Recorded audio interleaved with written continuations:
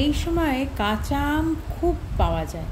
চলুন আজকে কাঁচা আম দিয়ে টক ঝাল মিষ্টি আচার বানিয়ে ফেলি। 750 গ্রাম কাঁচা আম খোসা ছাড়িয়ে টুকরো করে নিয়েছি। এবারে ওর মধ্যে হাফ চামচ লবণ ও হাফ চামচ হলুদ দিয়ে ভালোভাবে মিশিয়ে 3 ঘন্টার জন্য রোদ্দুরে রেখে দেব।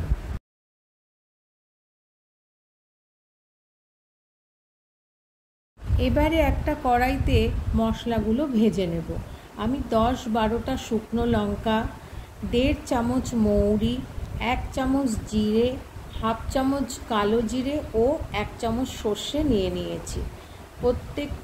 প্রত্যেকটি মশলা দিয়ে ভালোভাবে মিনিট 2 মতন ভালো করে শুকনো খোলায় ভেজে নেব।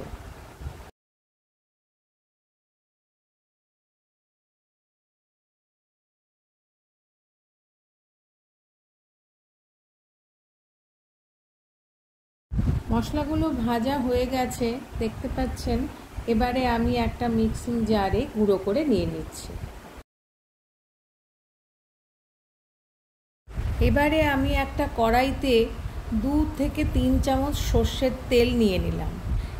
আর ওর মধ্যে 3টে শুকনো লঙ্কা ও 1 চামচ 5 ফোড়ন দিয়ে ভালো করে নেড়ে এবারে ওর মধ্যে আমের টুকরোগুলো দিয়ে দেব। দিয়ে 2 মিনিটের মতন ভালোভাবে ভেজে নেব।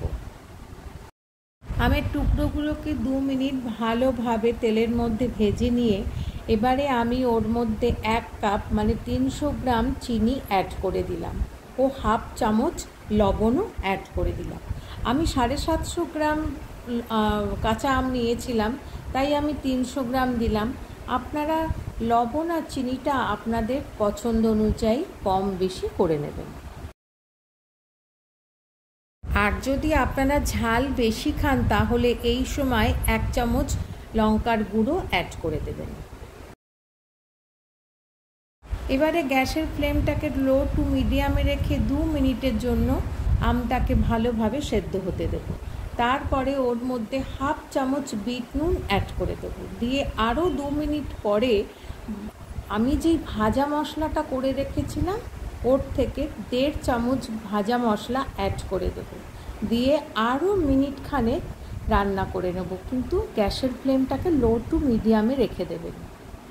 2 মিনিট পরে দেখুন কালারটা কি সুন্দর হয়ে গেছে না? এবারে ওর মধ্যে আমি হাফ চামচ পাতিলেবুর রস অ্যাড করে দেব। আপনারা যদি চান তাহলে ভিনিগারও 1 চামচ এই সময় অ্যাড করে দিতে পারেন। এতে আচারটা অনেক দিন ভালো থাকবে। এরপরে আপনারা নামিয়ে নেবেন। কি তাহলে বানাচ্ছেন তো? ভিডিওটা কেমন লাগলো অতি অবশ্যই জানাবেন। Thanks for your time.